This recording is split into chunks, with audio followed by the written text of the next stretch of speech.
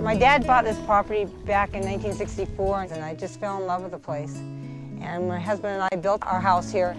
How many people live in an area that was gouged out by a glacier 13,000 years ago, and now the salt water fills this trough, and the tides come and go, and the sea life is so abundant, and we are stewards, and if we can only let nature be, we will have this special place for many, many, many, many years for our children's children, our animals, and I just feel such a joy of being able to be a part of it.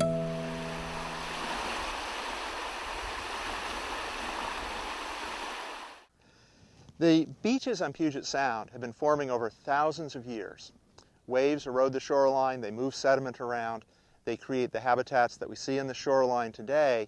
All those processes still are going on today. We may not think about them except during a big storm, but those are the processes that form our shoreline and continue to maintain our shorelines. Most of the Sound is surrounded by coastal bluffs. These bluffs are features that have formed because of erosion over a very long period of time.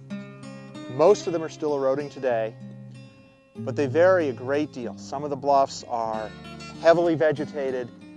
They don't erode very often. Other bluffs in other places may be high, steep, and may erode, and you may see landslides frequently. When erosion occurs, it often occurs as a landslide, maybe a very small one, just dumping a few wheelbarrowfuls of material down on the beach, or it may be a very large one that in some parts of the Sound may even bring houses with it.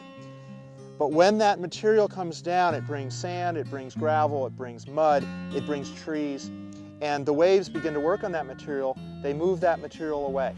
They move the fine grain, the silts, and the clays. They move offshore into deep water. The big stuff, the boulders, may stay put and never get moved by the waves. But the sand and the gravel gets moved back and forth along the shoreline by the waves, and eventually is what builds our beaches.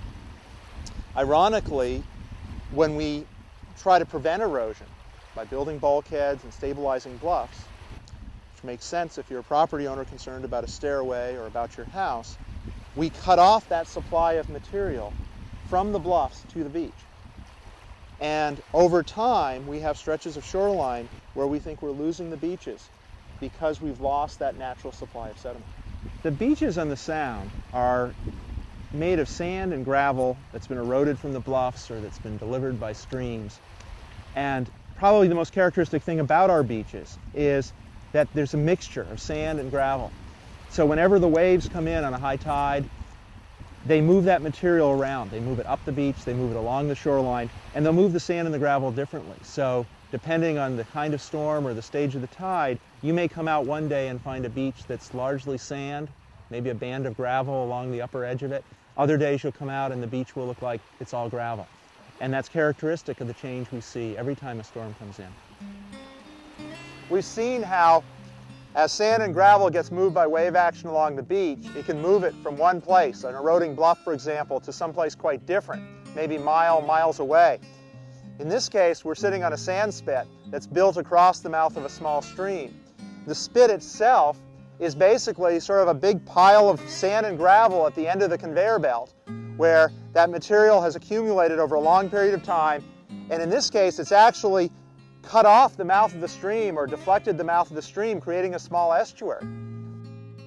Here at the park, we have a great example of the relationship between the erosion of the bluffs and the formation and the maintenance of this spit.